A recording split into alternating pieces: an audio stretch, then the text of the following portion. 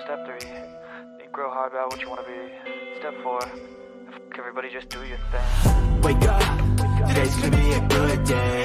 Wake up, today's gonna be a good day. Wake up. Welcome to Tales from the Field. My name is Bradley Ball.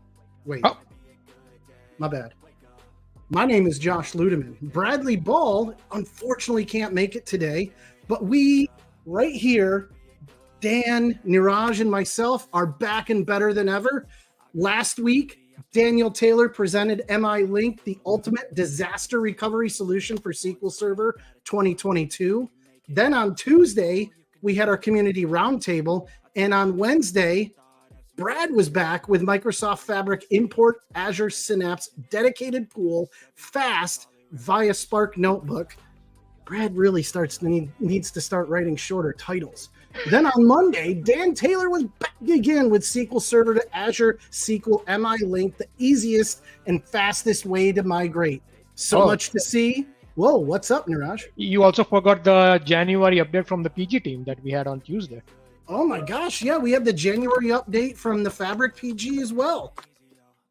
So much to see. You don't want to miss a thing. If this is your first time and you're finding us on Tales from the Field, head over to our YouTube page and like this broadcast and subscribe to our channel. Want to interact with the show? Who doesn't want to interact with us? It's easy. Right now, we're streaming exclusively out of the hub for Tales from the Field on YouTube. Comment on our stream at YouTube, and one of our amazing co-hosts will reveal your comments here live and potentially throw it up. Oops, read that wrong. Here we go. And of course, before we go any further, let's introduce the co-host. I am joined by Daniel Taylor. Our buddy Andres is out this week. Mr. Josh Luedeman. Wait, what? And some people are elevators to nowhere, but not this man. He's an elevator straight to the top. Your friend, mine, Neeraj Jhaveri. Quick call to action. We're going to go right through them here. Of course, just like Mr. Ball does as well. We have this lovely Azure data community. Find a user group in your area. If you are a user group and not a part of the community, go ahead and submit your group today using this nice little friendly button right there. And the Azure data community will help get you listed. Also, don't forget to head on over to SQLSaturday.com, where we have some great events coming up this month. February 10th, we have the Azure BI and Data Analytics edition going on. And then in March, SQL Saturday Austin on March 9th. Okay. And of course, when we're talking about Saturdays, you don't want to forget Data Saturdays. Data Saturdays coming up this month. We've got Pordenone on February 24th, München on February 24th as well. And then March, we have Data Saturday Phoenix, run by friend of the show, Desert Isle SQL, Ginger Grant herself, on March 23rd. Gentlemen, before I move on to the next thing, did I miss anything community-wise? I'm Bradley Ball. You're Bradley Ball? How about I'm Bradley Ball. Bradley Ball as well? You also forgot the Microsoft linked Fabric Learn on. Oh, I didn't forget anything because bam, right there it is. We've got we've got actually my LinkedIn page, not the Fabric page. I forgot to move it over. But don't forget about our Fabric LinkedIn community for all fabricators and basically the hub for anything you want to learn about or know about around Fabric. It's not just MVPs or members of the community in that group. There's also members of the PG posting updates, blog articles, things like that. And it's just a great all-around community to do anything and everything that you want to learn around Microsoft Fabric. And you don't want to miss out. You don't want to miss out. And some of those links found inside that Fabric community will be shared here today on the channel. Yep. Absolutely. Absolutely. So, gentlemen, how was your weekend? Weekend was good. At least for the first time in New York, I would say 12 days or 13 days, we saw sun. So that was really good. No rain, no snow, nothing. So that was really good. Um, Exciting might just did not do anything. I mean, watched the Pro Bowl, and that's all I did. Just relaxing weekend. Yeah, You no, see, you look at you. I was gonna, sorry, Dan, I'll let you in just a second, but look at you, Neeraj. You're watching the Pro Bowl, and I'm literally on the other side, the east side of Orlando, hiding from the Pro Bowl all week. Starting on Wow. Tuesday, they were around Disney. Mm. I think it was, or no, Tuesday they were actually really close to me, uncomfortably close. They were up doing the skills competitions. The first day of it. They did that right up at the University of Central Florida, which is like 5 miles from my house. So I completely hermited in the house, cooked at home, didn't even open the front door. I was living in fear of my own life and hiding from traffic and Mm. craziness. But yeah, and then Sunday, you're talking about watching it. I was hiding from it again, for fear of traffic and everything else. Wow. How about you, Dan? Anything fun going on out there? yeah. So fought a little bit of that Pro Bowl traffic driving here from Tampa into Orlando. Brad and I saw a restaurant there, and I wanted to surprise Missy because Manit Chauhan, one of the chefs from one of the famous chefs out there, opened a restaurant, a little diner at Disney Springs. That is, hey, shameless plug there, Disney Springs. Where's our money? Um, and hey, Manit, I'm plugging you. You're my friend. At least an autograph my way on an apron. But the food was delicious. It was very unique fusion. I love aloo sag, and they took aloo sag and made a pizza out of it, and it was Wow. absolutely delicious. And it was different. I was like, I don't know about this, but I will tell you what. My favorite dish on a pizza bread or like a non-pizza bread, absolutely delicious. So that's what we did on Sunday. So yeah, I had a lot of fun with that. That's awesome. Yes. Well, how about you, Josh? So besides hiding from the Pro Bowl, other than that, I used it as a good weekend just to knock out some of the to-do list, right? The probably the most exciting thing related to our audience today would be I started putting in smart light switches or smart switches throughout the Oh, house. that's fun. So yeah, I started putting in some of the fade ones, right? So I have dimmer switches on a few lights in the house. So I started putting those in. The Lutron Realized, ones, I'm sorry. the Lutron ones, where you can do it from the app, and yeah, nice. Oh yeah, yeah. And so I've got a whole, architecture running in there of that connects it to Apple HomeKit and stuff like that. Wow. So yeah, so I was wiring those up, realized I ordered three-way switches, which are for rooms where you have two switches for the same light. And I didn't order any single, one-way switches, so I had to order those quickly overnight, and I've got those to finish putting in a bunch more switches. Frankly, I've got a lot more to do, So, but so are you leaving the IT field and becoming a construction worker? I mean, no, no, no, no, no, no. This is just very cursory. Remember to shut off the breaker. Electrical work, nothing more than that. So I got a question for you and Niraj. Why are Yeah. folks here? Why are folks here? Why are folks here watching us? I have no idea, but I'm guessing it's probably because of the awesome roundtable. And Dan, you get bonus points for the points that don't mean anything for a wonderful segue, sir, in right into our first article today, which is from the wonderful Neeraj Jhaveri. Neeraj, what's this all about? so there are a lot of announcements that came up this week or last week for Fabric. One of them is now VNet Data Gateway for Fabric and Power BI. Both of them is generally now available.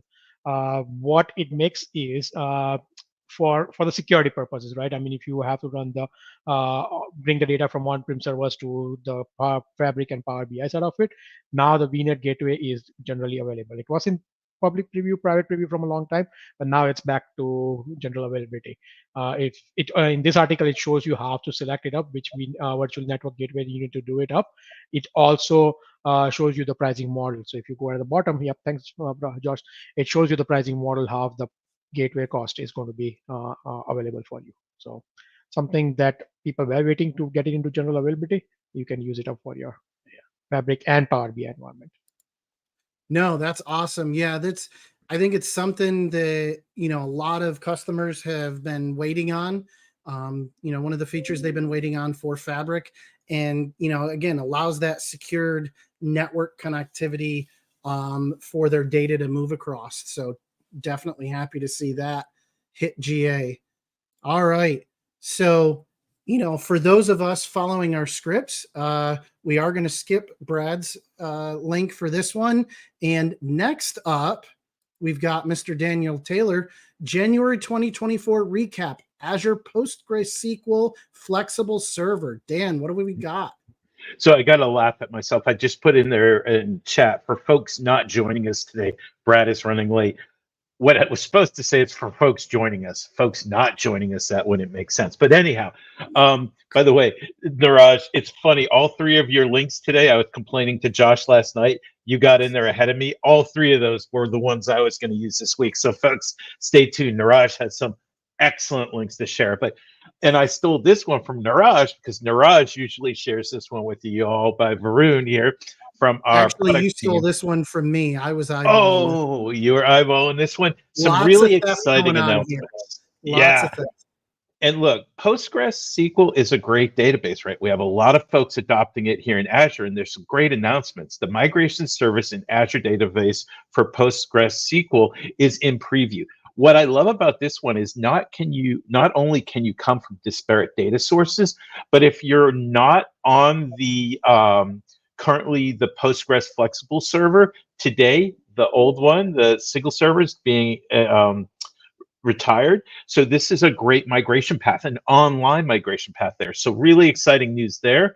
Some more exciting news around server logs. Now they are generally available. So server logs are generally available, showing our product group is putting an investment into Postgres within Azure. And you can also utilize them with CLI. We added some regions to that. Those are always growing there. They updated on PostgreSQL 11 retirement. Definitely want to read that. There's some dates there that if you're using Postgres 11, you want to know about. And then we also in preview have CLI support for read replica features. So now you can configure read replica features, so on and so forth, using infrastructure as code. So really great announcements here from our Postgres team. Really excited about it and really excited to see that they're growing the footprint here in our Azure environment.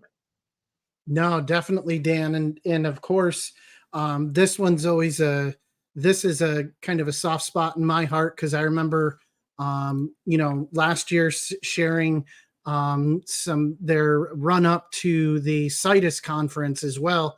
The Postgres team will be at the pgconf.eu, or were there, and some of the sessions they delivered. Frankly, these sessions, when you can get the links to them, it's always great. It's like getting a free entrance to the conference. So some great sessions here, around partitioning versus sharding, all those different things going on, that you can do with that product, and a lot of great information from the PMs that are helping to build the service and put it together. That's great link, Dan. Great. Now, let's see here, of course. So not to be undone, but presenting. Oh, we can't do that this week. We can't play with you all this week, Josh, because there's 2 people missing. So we can't tease you as coming up. So with me hosting, like I can actually see the script now. So now I'm not confused when it's my turn. Yeah. But feel free to give me any kind of glowing introduction. Well, I'd like to introduce to you the ever good-looking Josh Luedeman with today's blog post. Dan, thank you so much. So this great article I found from Subhashri. is on interpreting script activity output JSON with Data Factory and Synapse Analytics pipelines. So what I liked about this was it's something, as you know, I wouldn't want to say reformed, formerly active SSIS developer, right? It being able to run some of those script activities and then be able to use SSIS back in the day to interpret the output of that script, and then, whether it be in this case, the example that is used here, set a variable. I've also used it for conditional paths in an SSIS package.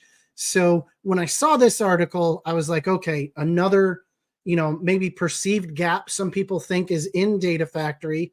Here's a great article to walk you right through, again, setting, doing a script activity, setting it up, and then how to take the result set that's in JSON that comes out of that activity and use it to funnel into a next activity down the road within your ADF pipeline. So for me, again, all about connecting the fibers and, with what we knew and what the world is now.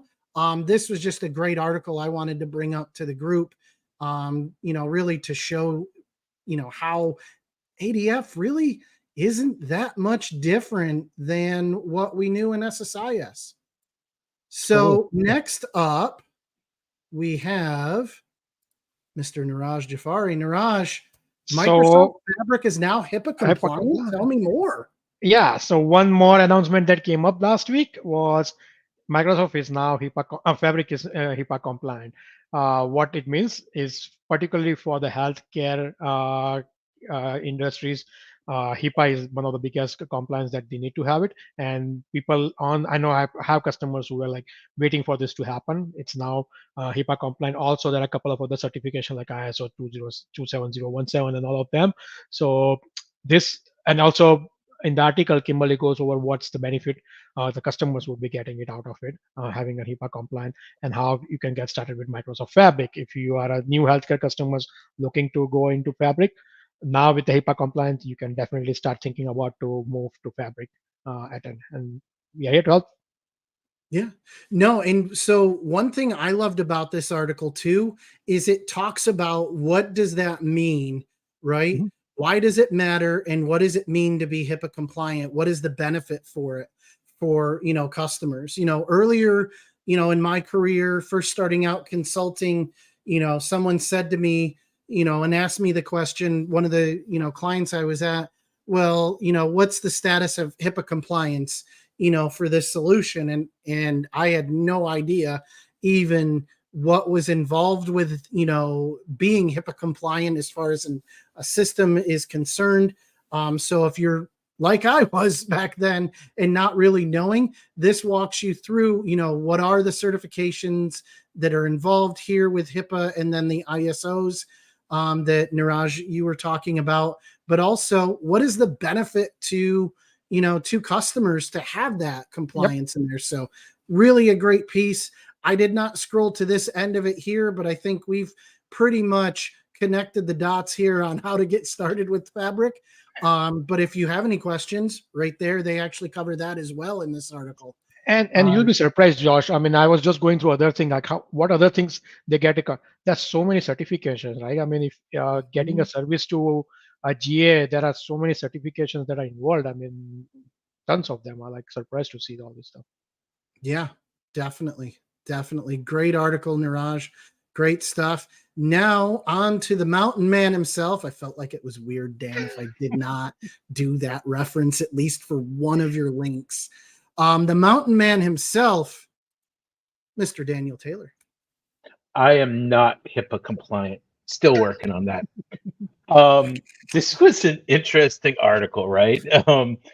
So Dennis Torres here talks about this top-down and bottom-up approaches in Fabric. And I found it a really interesting article. Dennis first talks about what is the top-down approach, gives us information about it, some of the problems with the top-down approach, right? So we're designing from the top, and then we're providing it to the folks down below, right? And then he speaks about the bottom-up approach and where this could be beneficial here today with Fabric, where we give folks the ability to create their own models within the OneLake, within their environment, and then share those across the entire environment with other folks. That's the benefit of Fabric, right? Is the sharing. Then how to choose the best approach here. A nice little brief paragraph on that and the evolution of the bottom-up approach. I really found this interesting because, for example, with data being so specific to a department, it has no value to others. So if they create it there, then they can, if others want to use this, it's cool, but they don't have to wait for this huge top-down approach. And then speaks about the semantic model available in our OneLake and the different approaches here with the top-down approach where it shows, the ingestion, building the data lake, building the data models, and then for reporting. And then here with the bottom-up approach, you have your data sources, you create your semantic or your data models there, you could create your data warehouse, and then you could serve that up, right? Giving that flexibility. Some great reasons to use it, some great reasons not to use it here provided in the article. Interesting take, and I'm interested in what folks think, but Dennis talks about using this as a temporary solution within Fabric, the semantic model approach. So very, very interesting. Then talks about lakehouses being everywhere. And then this one, I got to read more about this because data intelligence future with data mesh, I'm reading very differing opinions on data mesh where some people are like, oh, it's the greatest thing since sliced bread. And then some people are like, well, but I really like where Dennis does here and gives a quick, brief summary of where with Fabric, data mesh really may come into play with all of our disparate data sources out there spread across everything. That's the beauty of Fabric is you can combine them all, and then gives a nice summary. I mean, data mesh is definitely big on Fabric. I mean, if you look at the architecture patterns, data mesh would be one of the big thing in Fabric. Yeah, it's interesting because about 6 months ago, before Fabric came out, right? People were like really questioning data mesh and how hard it is to, because with Synapse Analytics workspaces, right? We all know it's very difficult unless it's in that workspace or inside that dedicated pool. It's very hard to access something outside of it. Fabric has just opened up our world for data mesh, I think. So cool stuff. Oh, definitely. And in data mesh right now, Dan, is, we can rewind in our careers and go back to the, Kimball model. No, Inman, no, Kimball. It's back to that same thing, history repeats itself even when you don't try to repeat it. I mean, even if you don't study it to know better. We all know about Kimball versus Inman, but here we are back again in data analytics and data warehousing sort of conversations, having an argument about data mesh versus standard data architecture. It's fun. And I think, remember, probably when I joined Microsoft also, that Kimball model discussion would always keep on going, right? I mean, that was one of the things that we were always discussing it out. Yeah, very. Yeah. Well, and that was during the time too, the early, small sections of the industry were just starting to understand. And I don't even know if data mesh had the name yet, but that whole idea around data mesh and that kind of threw new kindling into that fire of that conversation, and it blew up again. So yeah, no, great conversation. Great article, Dan. Great. I like the thinking ones. You found another good one there. Yeah, and just this just in, Dan Taylor Mountain Man is ISO 9000 compliant. You're ISO 9000, not 9001. I feel like you just lowered your value. Yeah, no, not 9001 yet. Not yet. Keep working, sir. You'll get there. We want you to see that. Nice. So next one is on to me.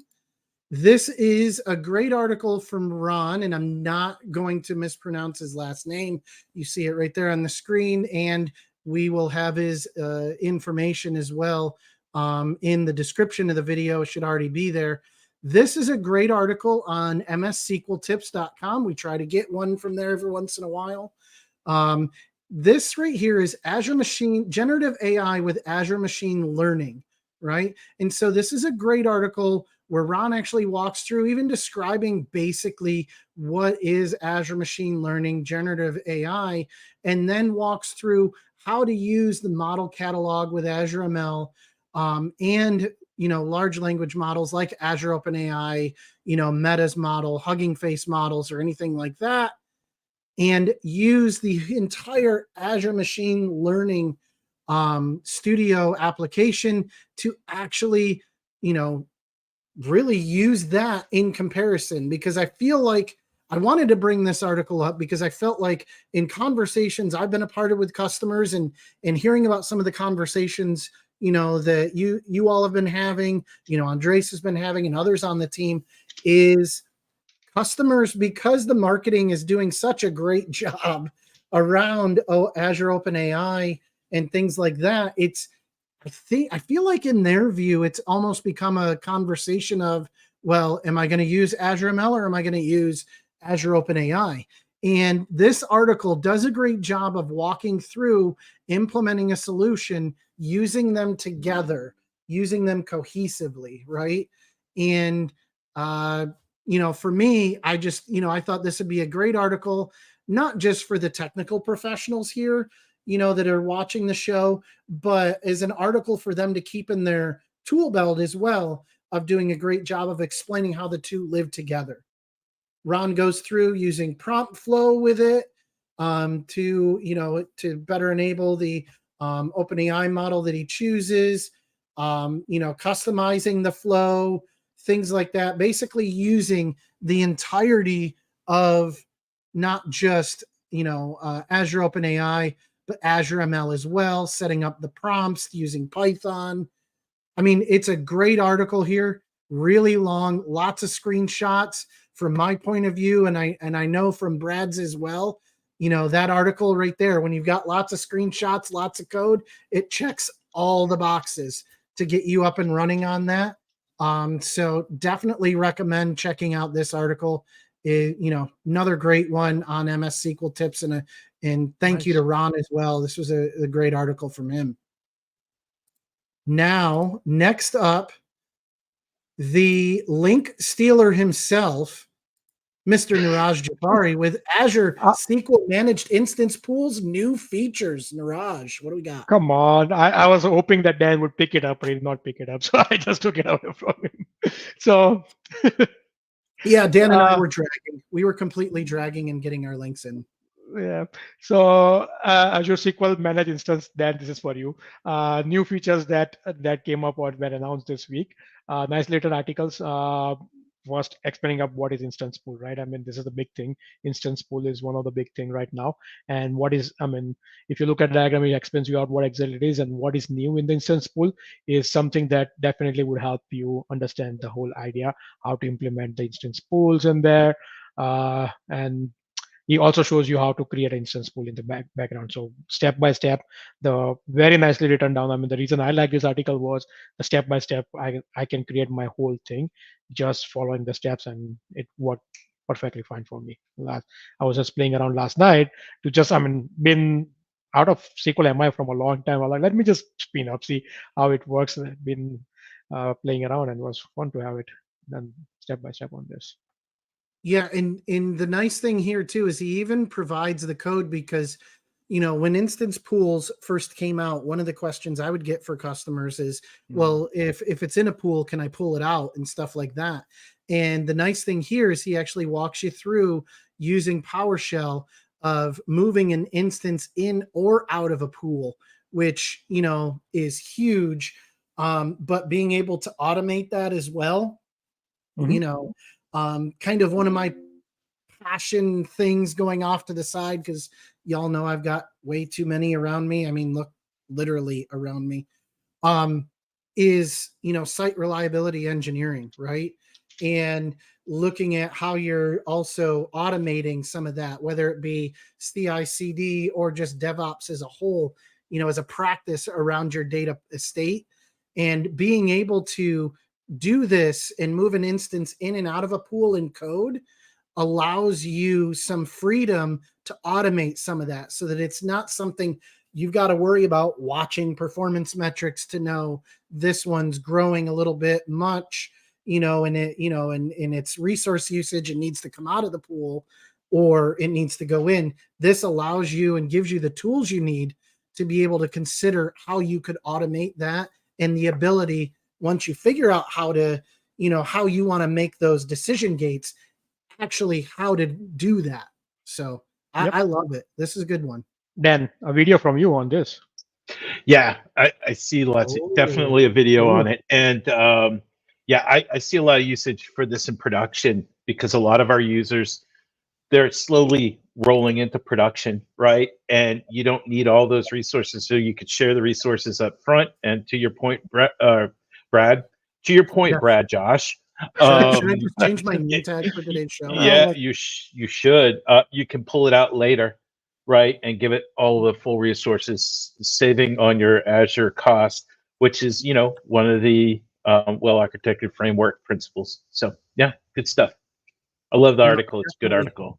Definitely. Great. I took care of that for you, Dan, to put the confusion aside, change my name on the show for today. So. Again, another great article and another great point from you, Mr. DBA Bulldog. And I think what better way to then segue into your article, Vector Databases 101, Understanding the Basics. Dan, what have we got? Okay, first off, huge shout out to Ravinder Alika, who also, AKA, I found out through doing some research, Ravinder Singh. That's the full surname there. And also thanks to you, Neeraj, because I have been staying away from vector databases for a while now, going, I don't have any time to learn something new. But you know what, Neeraj, you gave me the opportunity, and I found this article, and I was like, this was fun because I have now a basic 101 understanding of what vector databases are, and kind of now where I can get moving with them, maybe with large language models, right? So Ravinder goes through here, what is the vector database, but what is a vector, right? Goes through what is a vector, definition of embedding, what some of the basic samples are of what you would use there with a traditional word embedding technique, and then what makes the database vector so special. And I see a lot of huge opportunities here that I didn't see before, not understanding something, right? Kind of staying away from it. But document retrieval, say, for example, in the healthcare industry, speaking of HIPAA, or in the financial industry, finding common documents quickly and easily using a vector database. So I have to do some more research. Look, I'm a 101 person on this now, folks, but I my eyes were opened and I see a lot of possibilities and huge benefits to vector databases and the power behind them now. So thank you, Ravinder. So once you do this 101, you can go to 9001. Then that might get you. I was going to say 101 is the gateway to 500. That's what I heard. So. Nice one. Yeah, nice one. No, definitely nice article, sir. And folks, to wrap up today, we're going to go to the one, the only, the very handsome man with the goatee, Brad Josh. The man with the goatee, Brad Josh. I love that one. So, of course, we have the wonderful friend of the show, Kevin Chant. He did a great article here on analytics development lifecycle requirements for the DP 600 Fabric exam. This article, I loved it, just because he's walking through CI/CD for data warehouses, and really what's the topics that are included in that exam, some of the different things in there and how to use it, the functionality like creating and managing Power BI projects, including screenshots, good how-tos, implementing version control. He walks through a lot of the, the high-level things and actually, talks about, really how to do it within the platform, performing impact analysis, deploying and managing the semantic models using XMLA, reusable assets, all that sort of thing. And the why, you might ask, did I want to feature this great article? And that is to remind you that me, Bradley Ball, but in a different set of face and clothing, is actually going to be at SQL Bits and at the Fabric Conference in Las Vegas next month, presenting a full day session with Mark Maher exactly on that, preparing for the Fabric exam, the Fabric certification exam. Tell me, guys, how did I do with that segue? I don't expect necessarily to be to a Brad Ball level, but I should be within the area code, I'm hoping. Yeah, you did a good one. 75 tomatoes. You're going to throw 75 tomatoes at me, so it was that bad? Or are we talking like the tomato meter for movies? Yeah, isn't it like RottenTomatoes.com or something where the more tomatoes, the better? Oh, yeah, no, that's definitely it. I just didn't know if you were going to throw that many tomatoes or if you were grading me on the tomato meter scale. That's no, that would be a waste of food, and I could make a lot of good sauce with that many tomatoes. So no, I want to ruin that tomatoes. Yes, we could. What else is going on there, Josh, in the community? Anything else? Well, I was going to say, this gets us, my gosh, we have someone here.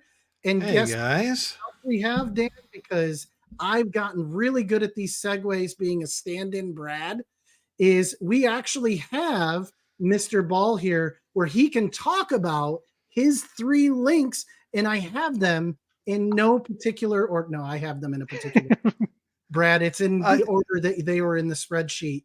So I was going to say, look, Brad, Josh, you've done a great job. You've done an absolutely fabulous job. I started rough, sir. I was fumbling, stumbling, bumbling, and not in a good way like Chris Berman does NFL highlights. It was ugly, but we're glad to have you back. So tell us about Azure File Share, trigger actions after new files created. But keep in mind, I can only scroll so far because I am not a member on Medium. Yeah, no, I had not considered that. So let me give a brief overview. Marcus T does an absolutely fantastic job here. Marcus is actually a Microsoft CSA out of Singapore, really great guy. And I reached out to him and was chatting with him on Teams about this article. So what this article is about is it uses, I had a problem. I had a customer. Let me tell you about my problem. And then you can kind of go his. I'm using his article to adopt mine, but his was a little bit different than mine. I have a customer and they have a highly event-driven system and they have data that's coming in JSON files. But at the same time, they need the processing to be quick. Originally, we were looking at using some type of external table, going to folders, looking at dates and times that we were going to segment this thing out every 15 minutes. We need to read it. What's the refresh rate? And when I said, how quick do we need these things adjusted? And they were like, you got some time, like 1 to 5 minutes. And I went, 1 to 5 minute ingestion rate, right? Well, in some of these, if it's, takes longer than a minute, we've got a problem. And I went, we need a queue-based messaging solution. Now, here's the problem that we have. Some of the current connectors don't necessarily look at Azure Data Lake in specific folders. And some of the connectors that we have for, let's say, a Logic App event have limitations on the number of files we can look at.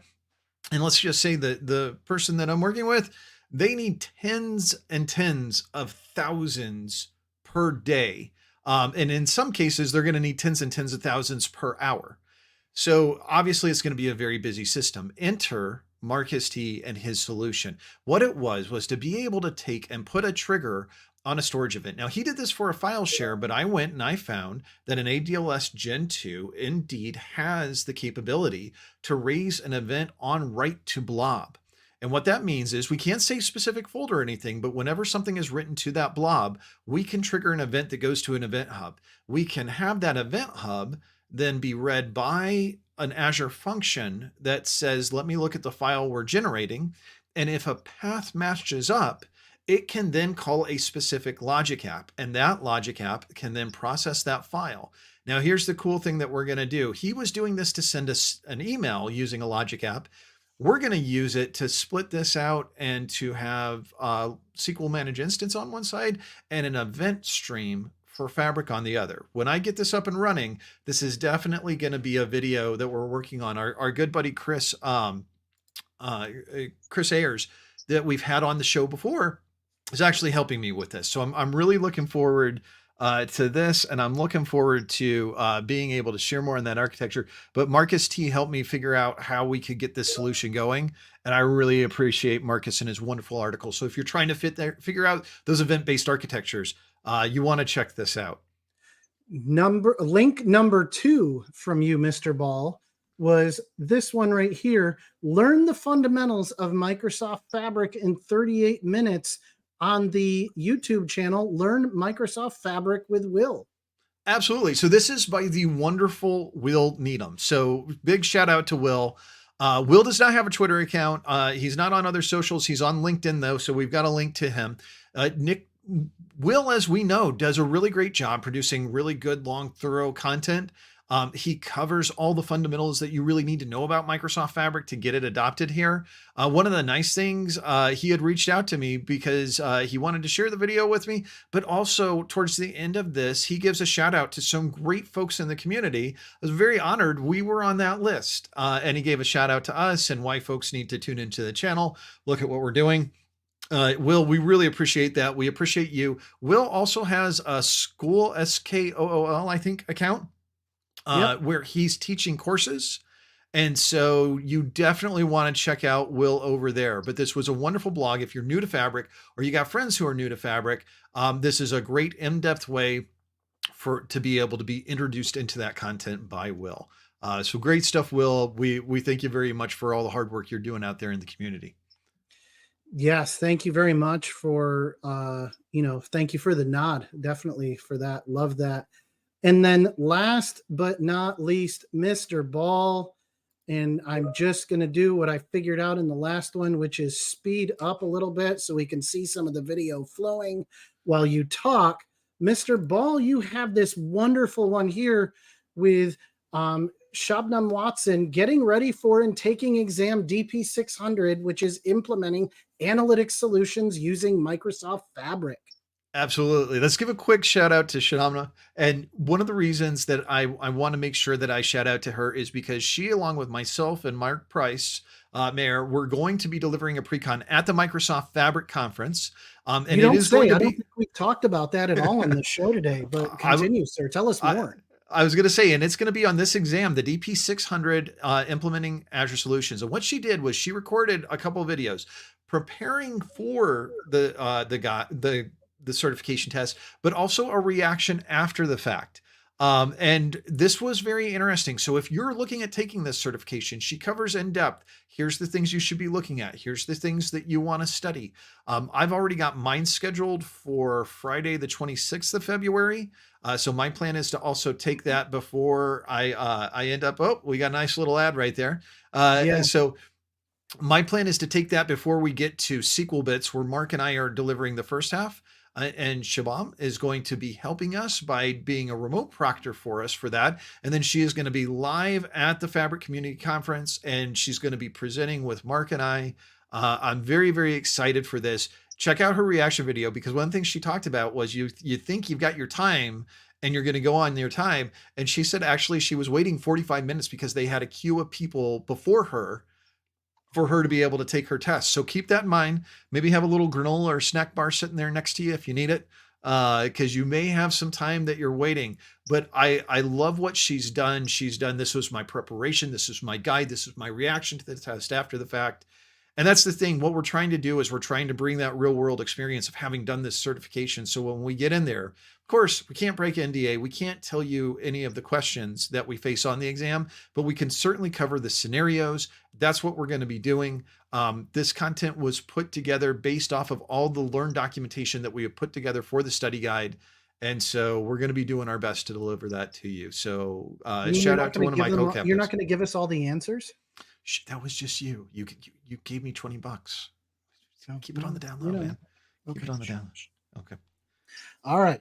So with that, I'm going to totally steal again more out of the Brad book, because I am Brad Josh today. That brings us now to the wrap up, everybody. So don't forget, keep watching the channel this week. This week, Brad will be back with another great video tomorrow. Want to know what it is? Tune in tomorrow at noon to find out. Ooh, Man, I can't wait to see what he's going to do. Yeah, that guy's crazy. I know. And then don't forget to check the video. At the bottom in the description, all the links for today's content is there for you. And come back next week. We'll have more videos on Monday. The normal Tuesday roundtable will be back here next week. And another great video from Brad on Wednesday. There's it. Everybody, do we have anything? So remember, go to SQL Bits, sign up for the pre-con. If you're going to Vegas, sign up for the post-con at Vegas. Get ready to interact with us in the community. I appreciate all the folks at Data Toboggan who came out to see me present and participate in the presentation. Thank you so much. And then also remember, sign up for SQL Saturday Atlanta. The BI edition's coming. Dan and I have submitted. We've got our fingers crossed. We're hoping to hear soon if we're going there in April. And then keep your eyes on SQL Saturday Jacksonville. I owe Jeff an abstract, but there's a very exciting pre-con that we are putting together as a group that we're going to be sending to you. I'm going to give you a hint. It's not Fabric and it's not SQL. Oh. That's right. That's right.